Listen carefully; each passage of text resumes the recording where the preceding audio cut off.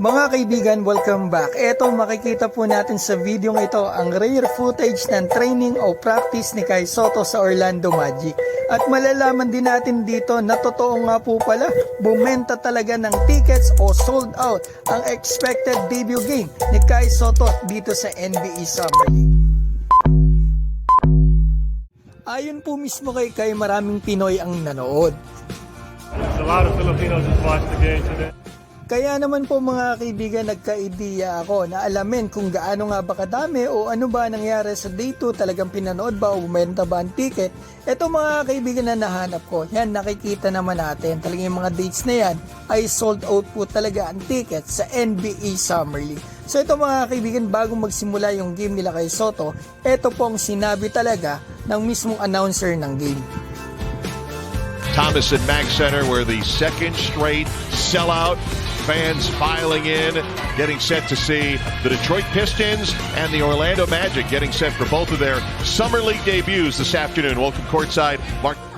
So yan mga kaibigan, at least nagka-idea po tayo na talagang bumenta ang tickets dito nga sa expected debut game ni Kai Sotto. Pero hindi ko sinasabi mga kaibigan na lahat ng nanood dyan ay talagang bumili ng tickets ng dahil sa pambato natin. Hindi ko po sinasabing gano'n. Ang sa akin lang, malaking tulong din po na nandito si Kai Sotto para makakuha ng mas maraming tickets. Kasi ang dami po talaga na kababayan natin ang nanood dito sa venue. So ito mga kaibigan, may nahanap po ako yung practice sa preparation ng Orlando Magic para nga dito sa game 2 nila sa NBA Summer League. Kaibigan, nahanap ko ang ating pambato na si Kai Sotto. Ang mga binibitawan niya dito sa practice ay puro corner 3. Ito panoorin po natin.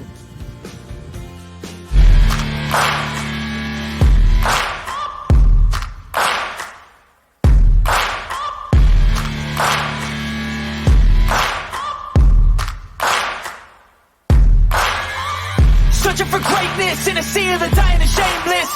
A sea of the aimless. I don't wanna be one of the nameless. I'ma wake up with the mindset that one day I'm gonna make it. And I don't think I'll be fine if I don't break my limitations. Don't try to stop me, I exist to write my own story. I'll make a decision if I want some peace or if I want the glory. Yeah, don't want a life that is complacent or possibly boring. I just want a life that is worth every day exploring.